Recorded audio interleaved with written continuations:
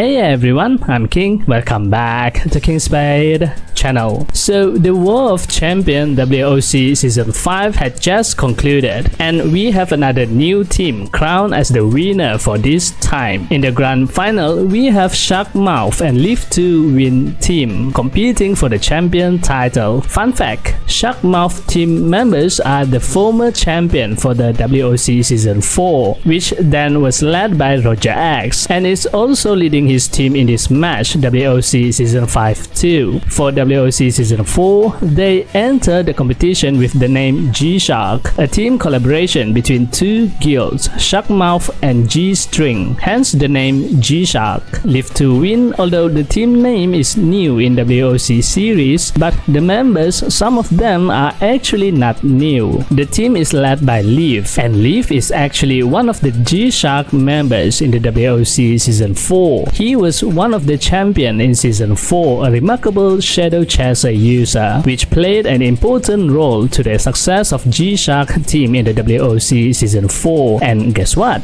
Liv is not in the same guild as ROX Sharkmouth. He is in the guild G-String. Now this seems like a friendly clash among two teams. It seems to me like the G-Shark members had parted way for this season and tried to win the match with their own guild members, ROX and his Sharkmouth guild and Liv with his G-String guild. I'm sure both teams are familiar with each other's build, having played together at the previous season. They surely know each other's strengths and weaknesses. But this time, Liv had changed to Rune Knight. He is not playing as a Shadow Chaser for this season. Now Sharkmouth and Liv2win for the grand final, this is not their first time meeting with each other. They had met and competed each other on the semi-final, which resulted in Sharkmouth winning and advancing to secure a spot in the grand final. Liv2win team lost the match and was then sent to the lowest bracket. Liv2win team proved that they indeed belong to the winners bracket by winning the next match and once again faced head-to-head with Sharkmouth team. Now I want to announce the winner at the end of the video, but I think you already know who is the winner for this match. So let me congratulate Liv2win team for winning the match against Sharkmouth at the grand final and crowned as the new champion for WOC Season 5. But the bigger question is how Liv2win managed to turn the tide against Sharkmouth team. They had lost to Sharkmouth in the semi-final, but managed to win a remarkable 3-0 against Sharkmouth in the grand final. What had changed? What strategy Liv2win used? Why did Sharkmouth lost to Liv2win in the grand final? For that, to understand it better, let's watch and break down the semi-final match first. During the semi-final, we see a typical lineup for ROX team. This is their signature lineup that we also see during WOC Season 4, with the DPS dealer is heavily depending on the Warlock for that continuous burst damage. And now that Liv, previously a Shadow Chaser in this lineup, is not in the team in the season, they had filled it in with the Minstrel for that extra defensive gameplay. Overall, Sharkmouth team seems like having a balanced lineup. Liv2win team on the other hand going for a more to physical attack DPS lineup with one Rune Knight and one Shadow Chaser. The Sorcerer is an all-rounder debuffer class that excel in stopping fast attacking auto attack class from chasing the target, silencing the skill spammer class to stop casting skills, and also dispelled the target buff. All in all, a really solid job class for PvP that you see almost every team have one in the team. In the first round, in the semi-final, Liv2win team proved that their physical attack DPS, Shadow Chaser and Rune Knight combo is too much for their Warlock to handle. The Warlock is killed 1 minute before the timer runs out, and it stayed dead after that until the last second, resulting with a win to Liv2win team. A good start for the team. It actually makes me wonder why the Warlock is not resurrected for that long duration. Is there any changes in the WOC rules that I do not know about? I'm not sure, but take note on this. This is important later on. Round 2. No changes in players were made for both teams. ROX still believe in his team lineup and determined determined to try it again for the second time. However, Sharkmouth team have it rough for the most part of the second round, with the Warlock is easily taken down. Liv2win team seems like they had found the rhythm and formula of the match and comfortably counter Sharkmouth team lineup. But at the last few seconds, Sharkmouth Warlock successfully killed the Shadow Chaser. He came too close to the Warlock, and that is proven fatal for the squishy Shadow Chaser. 1 win for Sharkmouth team. On round 3, the deciding match, Sharkmouth switch out the Minstrel and bring in another Rune Knight. A smart decision, I must say. I think they should go with this lineup from the beginning, since Liv2win don't have a magic attack dealer in their lineup. The Minstrel Siegfried skill that can lower down the target magic element damage is not that effective, or actually have no effect to Liv2win team, while there are no changes on Liv2win team. On the deciding match, it looks like the Sharkmouth team finally had found the loophole in Liv2win team. Their target is the Shadow Chaser, with 2 Rune Knights and 1 Warlock constantly chasing, looking for the Shadow Chaser. The Shadow Chaser has a hard time for the whole duration of the match and was killed multiple times. 1 minute before the timer is up, the Shadow Chaser is unable to be resurrected anymore. And that is how the semi-final match between Sharkmouth and Liv2win ended, with Sharkmouth won the match by 2-1. Moving on to the grand final. In the grand final, Liv2win team have an entirely new members. They had swapped all of the members in the semi-final with an entirely new lineup. Well, I'm not sure if they actually swapped the players or they just changed the name and job class, because we do not see the Shadow Chaser anymore in their 8 players lineup. They have a new Royal Guard and a mechanic.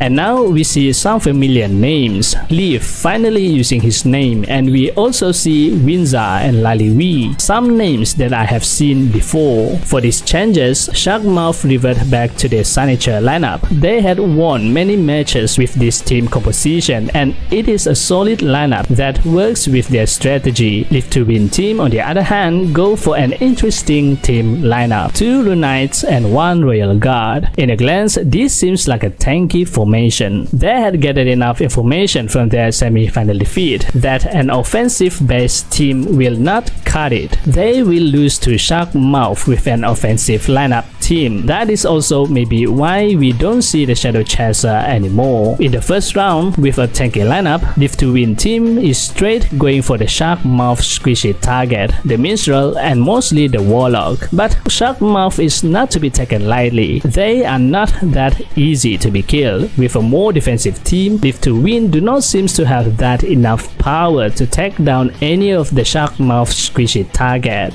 The Minstrel and the Warlock still manage to stay alive. Winza and Gangster, the Liv2win members, on the other hand, had been killed at least 1 time. It makes Liv2win team thinking if going for a defensive lineup is even the right choice. Not until the last minute, where Liv land the fatal hit, killing the Warlock, and B, the Liv2win Archbishop seemingly kill Roger X in 1 hit. And remember about that, not be able to be resurrected, Roger X and the Warlock stays face down on the ground after that until the timer is up, giving the first winning point to Liv2win team. On the second round, Sharkmouth realized that the Minstrel is not that effective against Liv2win physical attack lineup, and just like during the semi-final, the Minstrel is swapped with the Rune Knight for better support to the DPS dealer Warlock. Similar to match 1, Liv2win is targeting the squishy one in the Sharkmouth team. Now that the Minstrel is out, the Warlock become the only target, and that make it easy for Liv2win team to coordinate who to attack. This spelled trouble to the Warlock. He basically can't do anything than just try to get away from Liv2win constant attack, with occasionally stop to cast all its active skill for burst damage. But that is not enough to take down the tanky Liv2win team. By doing so, it also make him in vulnerable situation, so he then needs to keep moving again to avoid being attacked. This situation going on for the whole match in round 2, and again at 1 minute mark before the match ends, Roger X is again defeated by Liv in seemingly with a 1-hit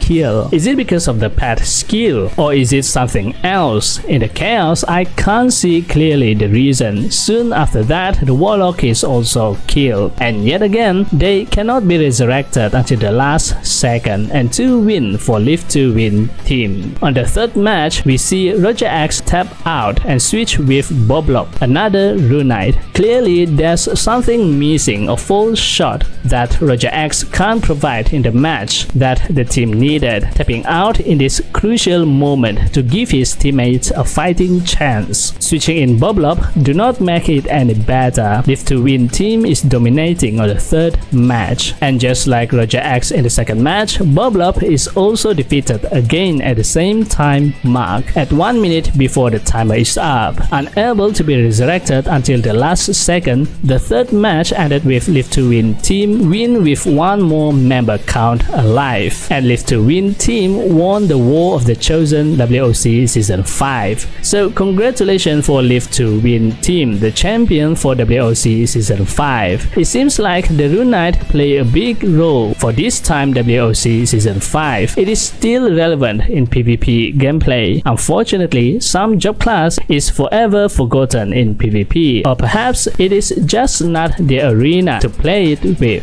So what do you think of the matches? Let me know your thoughts on this WOC for this season at a comment below. I just take some important part during the grand final in this video, but if you want to watch the full match, I'll link the official stream video at the video description below. That's it for this video. This time video shoutout goes to...